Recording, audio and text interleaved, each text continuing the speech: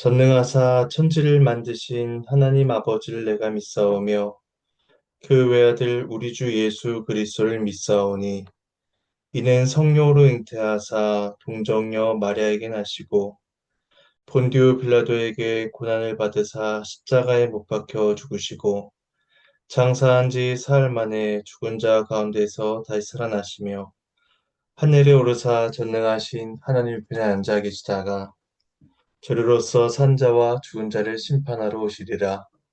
성령을 믿사오며 거룩한 공예와 성도가 서로 교통하는 것과 죄를 사해 주시는 것과 몸이 다시 사는 것과 영원히 사는 것을 믿사옵나이다. 아멘. 시간 찬송가 254장 찬송하시겠습니다.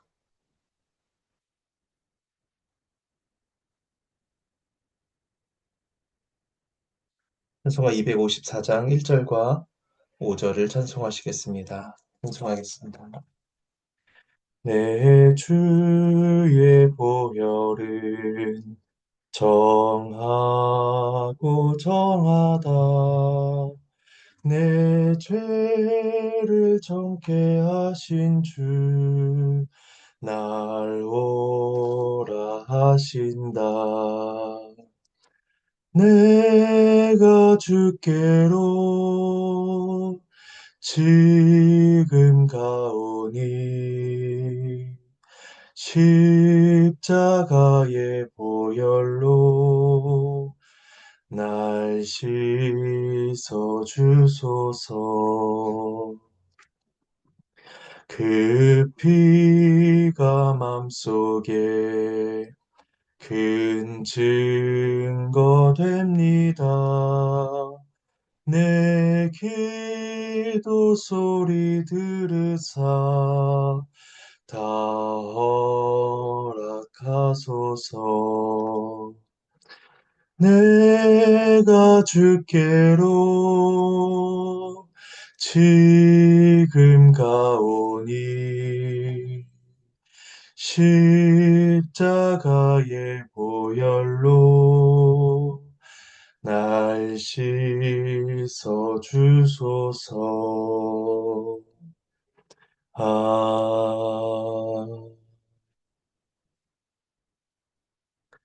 이 시간 잠시 기도하시겠습니다. 계신 하나님의 은혜에 감사를 드립니다. 이 시간 누가복음 말씀을 함께 읽으며 주님의 뜻을 구합니다. 우리를 깨우쳐 주시고 주의 뜻을 분별하여 우리의 믿음과 삶에 적용할 수 있도록 도와주시옵소서. 감사를 드리옵고 이 모든 말씀 예수님의 이름으로 기도합니다. 아멘. 예, 함께 보실 말씀은 누가복음 24장 13절에서 35절까지 말씀입니다. 누가복음 24장 13절에서 35절 말씀인데 제가 먼저 13절에서 18절까지 말씀을 봉독하겠습니다. 그날에 그들 중 둘이 예루살렘에서 25리 되는 엠마오라 하는 마을로 가면서 이 모든 된 일을 서로 이야기하더라.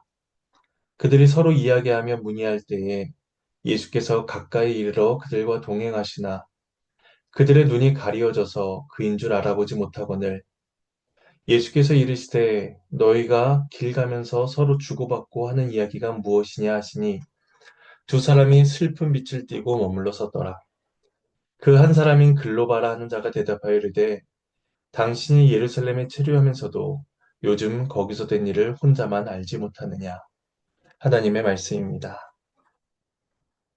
13절에서 말하는 그 날은 안식 후 첫날 예수님께서 부활하신 날을 가리킵니다.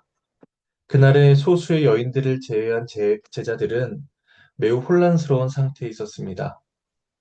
베드로가 예수님의 빈 무덤을 확인하고 돌아와 그 사실을 알렸으며 제자들은 예수님이 부활하셨다는 사실은 알지 못한 채 시신들이 사라졌다라고만 생각했기 때문입니다. 그런 상황에서 두 명의 제자들이 예루살렘을 떠나서 엠마오로 가는 그 길 가운데 있었습니다. 이들은 열한 사도는 아니었고 그리고 두 명 중에 한 명의 이름은 글로바다라고 그 이름이 언급되고 있습니다. 그들은 지금까지 일어난 일로 인해서 매우 혼란스럽고 낙심한 상태에 있었습니다. 며칠 전에 예수님과 함께 예루살렘에 올라갈 때만 하더라도 기대와 한이, 소망으로 가득했었는데 이제 예수님께서 죽으시고 그 시신마저 사라졌기 때문입니다. 슬픔과 절망이 가득한 채 엠마오로 가는 그들에게 부활하신 예수님께서 그들을 찾아오시고 함께 동행하십니다. 하지만 그들은 예수님을 알아보지 못합니다. 평소에 익히 뵙고 교제하던 예수님을 이 제자들이 몰라보았다라는 것은 그리스도의 죽으심과 부활에 대해서 그들이 온전히 알고 있지 못하다라는 사실을 우리에게 가르쳐 줍니다. 예수님께서 이 땅에 오신 이유, 또 죄인들을 위해서 죽으시고 죽음에서 부활해서 승리를 선언하시며 만물의 통치자로 높임 받으신다라는 그 사실을 그 제자들이 여전히 알지 못하고 있었던 것입니다. 이러한 제자들의 상태를 가리켜서 본문 16절은 그들의 눈이 가리어서 알아보지 못하였다라고 설명합니다. 이것은 그리스도의 죽으심과 부활하심이 원칙적으로 사람들에게 가려져 있음을 알려줍니다. 사람들이 눈으로 보고 귀로 듣는다고 해서 그 부활의 내용을 깨달을 수 있는 내용이 아니라는 것입니다. 그리고 이것은 바꾸어 말하면 죽으시고 부활하신 주님을 알고 또 그분을 믿기 위해서는 우리들의 가려졌던 눈이 열려져야 한다는 것을 의미합니다. 눈이 열리지 않으면 예수님께서 우리 곁에 서 계신다라고 한들 전혀 알 수가 없는 것입니다. 예수님께서 그들에게 무슨 심각한 이야기를 하고 있는지를 물으시자 그들이 슬픈 빛을 띠며 그 자리에 머물러 섭니다. 그리고 글로 봐라 하는 자가 예수님을 향해서 최근 예루살렘에서 일어난 사건을 혼자만 알지 못하느냐라고 책망하듯이 말을 합니다. 예루살렘 전체를 들썩이게 한 그 사건을 어찌 모를 수 있느냐 하는 것이었습니다. 하지만 정작 이 일의 진정한 의미를 알지 못하는 사람들은 그 예수님이 아니라 바로 제자들 자신이었습니다. 그들은 메시아의 죽으심과 부활의 의미를 알지 못했고 또한 부활하신 주님께서 자신들과 동행하고 계시며 그들에게 말씀하신다는 사실 또한 그들은 인지하지 못했던 것입니다. 예수님께서 다시 한번 무슨 일인지를 물으시자 그들이 이제까지의 일을 요약하여 말씀합니다. 19절에서 24절 말씀입니다. 이르시되 무슨 일이냐? 이르되 나사렛 예수의 일이니 그는 하나님과 모든 백성 앞에서 말과 일에 능하신 선자이거늘 우리 대제사장들과 관리들이 사형 판결에 넘겨주어 십자가에 못 박았느니라. 우리는 이 사람이 이스라엘 속량할 자라고 바랐노라. 이뿐 아니라 이 일이 일어난 지가 사흘째요.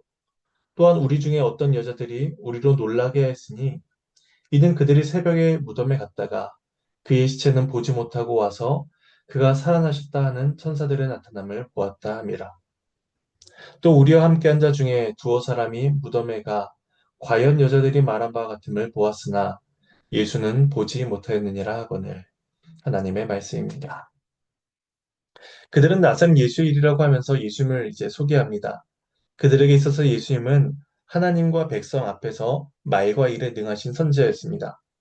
이때 말은 예수님의 가르침을 가리키고 일은 예수님께서 행하신 사역을 가리키는 것으로서 이 말과 일에 능하다라는 것은 바로 선지자의 표본이다라고 할 수가 있습니다. 그런 위대한 선지자를 대제사장과 관리들이 사형 판결에 넘겨주어 십자가에 못 박게 한 것입니다. 제자들은 그러한 예수님을 가리켜서 이스라엘을 속량할 자다라고 기대를 가지고 있었습니다. 속량은 과거 이스라엘이 애굽에서 종노릇하다가 자유를 얻게 된 것과 같은 것을 의미하는데 그들은 하나님께서 속량하시는 분으로서 메시아를 통해서 그 속량의 은혜를 베풀어 주실 것을 기대하고 있었던 것입니다. 하지만 그분이 죽었고 벌써 3일이 지난 상태였습니다. 모든 기대와 희망이 사라져 버렸습니다. 그들은 분명히 예수님을 능하신 선자로 알고 있었습니다. 그리고 그분이 이스라엘을 속량하실 것이다 라고 바라고 있었습니다. 이처럼 알고 바랬다라는 그들의 모습 속에서 그들이 나자렛 예수님에 대해서 어느 정도의 지식과 이해를 가지고 있었음을 보게 됩니다. 하지만 그들은 여전히 자신들의 기대, 여전히 자신들의 그런 지식에 갇혀 있을 뿐 메시아를 알지 못하고 있었던 것입니다. 제자들은 예수님의 죽으심에 대해서 설명하고 나서 조금 전에 부활에 대해서 들은 내용을 이제 덧붙여 설명합니다. 그래서 우리 중에 어떤 여자들이 예수님의 시신을 보지 못하고 그가 살아나셨다는 천사들의 증언을 들었다는 것입니다. 그리고 그 말을 듣고 제자들 중 두어 사람, 베드로와 요한이 무덤에 갔지만 빈 무덤을 보았을 뿐 예수님을 보지 못하고 왔다라는 설명을 덧붙입니다. 글로바의 이야기는 제자들이 여자들의 말처럼 예수님의 시신이 사라진 것을 확인했지만 부활하신 그 예수님을 보지는 못했다라는 회의적인 진술로서 이제 끝맺어짐을 갖게 됩니다. 이어서 25절에서 27절 말씀을 봉독하겠습니다. 이르시되 미련하고 손자들이 말한 모든 것을 마음에 더디 믿는 자들이여 그리스도가 이런 고난을 받고 자기의 영광에 들어갈 것이 아니냐 하시고 이에 모세와 모든 선지자의 글로 시작하여 모든 성경에 쓴 바 자기에 관한 것을 자세히 설명하시니라. 하나님의 말씀입니다. 예수님께서 그들을 책망하십니다. 그리고 모세와 선지자의 글을 시작으로 성경 전체를 가지고 설명을 하십니다. 이것이 부활하신 예수님께서 제 아들에게 자신을 나타내고 가르쳐 주신 첫 번째 방식입니다. 예수님과 함께 서 있으면서도 그분을 알지 못하는 그 제자들에게 또 천사들의 증언과 여인들의 증언을 듣고도 믿지 못하는 자들을 향해서 예수님께서 성경 말씀을 풀어서 설명하시는 것입니다.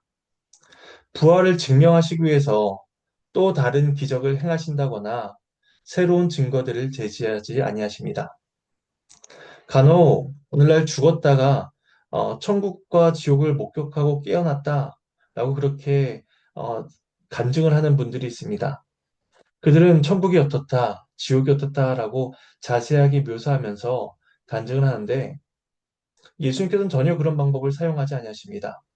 예수님께서는 이미 그들에게 주어졌던 말씀, 약속의 말씀을 풀어 설명하심으로써 그리스도의 부활을 가르치시고 믿게 하십니다.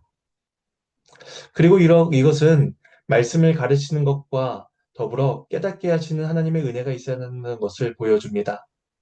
그들이 이 말씀, 구약의 말씀을 몰랐던 사람들이 전혀 아닙니다.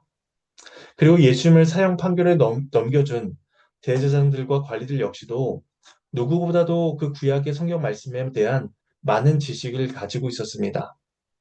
그러나 누구도 그리스도가 이러한 고난을 받고 자기의 영광에 들어가셔야 된다라는 그 말씀의 진정한 의미를 깨닫지 못하고 있었습니다. 결국 예수님께서 그 말씀을 주실 뿐만 아니라 그 말씀 가운데 심령을 깨우쳐 주시는 성령 하나님의 은혜가 있어야만 그들이 말씀을 온전히 깨달을 수 있다라고 주님은 성경을 통해서 가르쳐 주십니다. 이어서 28절에서 32절 말씀을 봉독하겠습니다. 그들이 가는 마을에 가까이 가매 예수는 더 가려 하는 것 같이 하시니 그들이 강권하여 이르되 우리와 함께 유하사이다. 때가 저물어 가고 날이 이미 기울었나이다 하니 이에 그들과 함께 유하러 들어가시니라.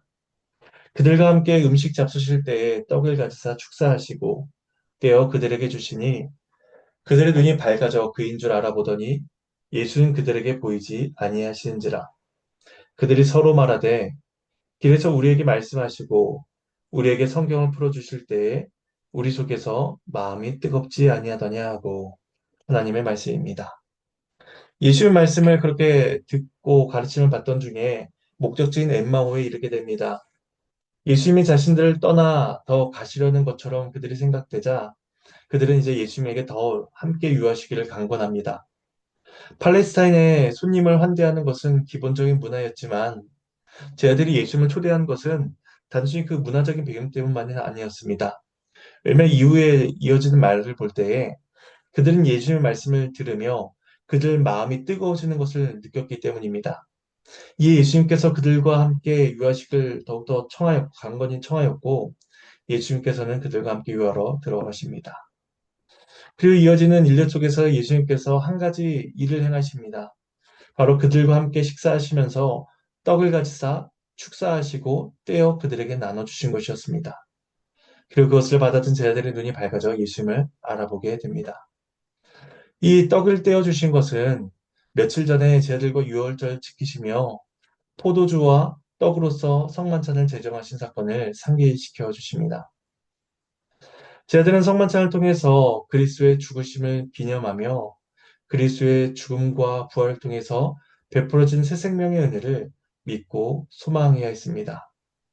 물론 이 두 명의 제자들은 그 예수님께서 성만찬을 제정하실 그 자리에 없었지만 예수님께서는 다시 한번 그 행위를 행해 주심으로써 그리스도의 죽음과 부활의 은혜가 제자들과 또 그를 따르는 모든 자들에게 필요하다라는 사실을 가르쳐 주십니다.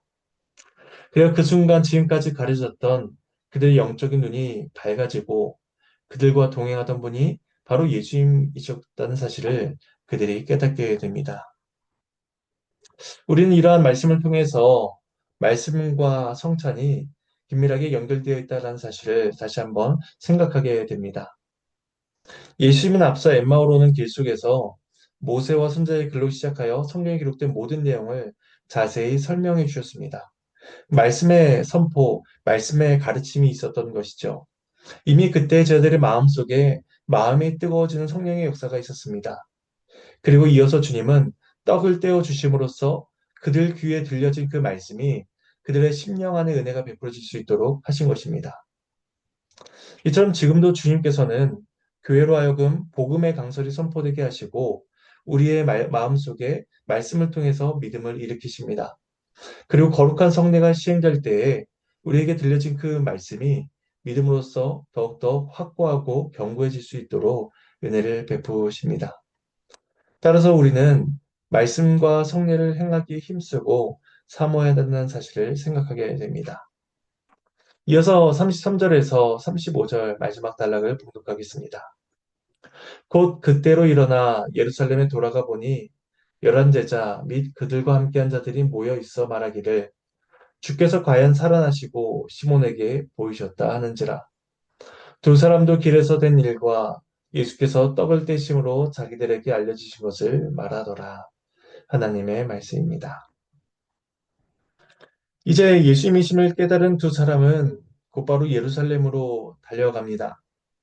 엠마오로 내려오는 길은 슬픔과 절망의 길이었다면 예루살렘으로 돌아가는 길, 예루살렘으로 올라가는 길은 기쁨과 환희의 길로 바뀌게 됩니다. 그들이 예루살렘에 도착했을 때에 이미 열한 사도와 그들과 함께한 사람들이 모여서 예수님의 부활에 대해서 이야기를 하고 있었습니다. 그리고 시몬 베드로 역시도 부활하신 주님을 만난 이야기를 그들에게 하고 있었습니다. 그리고 이에 더해서 엠마오에서 간 그 두 제자가 자신들이 경험했던 두 사건을 증언하게 됩니다. 두 제자는 자신들이 경험한 예수님의 부활을 증언하기를 길에서 된 일, 곧 말씀을 가르쳐 주신 일로서 설명하고 또 예수님께서 떡을 떼신 일, 곧 성만찬을 행하여 주신 일로서 요약하여 설명합니다. 이로써 낙심하여 엠마오로 갔던 그들이 말씀과 성찬을 통해서 다시 회복되는 은혜를 경험하고 이제 부활의 증언자로서 서게 된 것입니다. 이제 말씀을 정리하겠습니다. 우리는 말씀을 가르치시고 깨닫게 하시는 성령 하나님의 은혜가 없이는 그리스도를 전혀 알지 못합니다. 우리의 귀에 말씀이 선포될 때에 하나님께서 우리의 마음을 뜨겁게 해주시고 또 그 말씀을 믿어 고백할 수 있는 은혜가 있도록 우리는 항시 주의 도우심을 구해야 할 것입니다.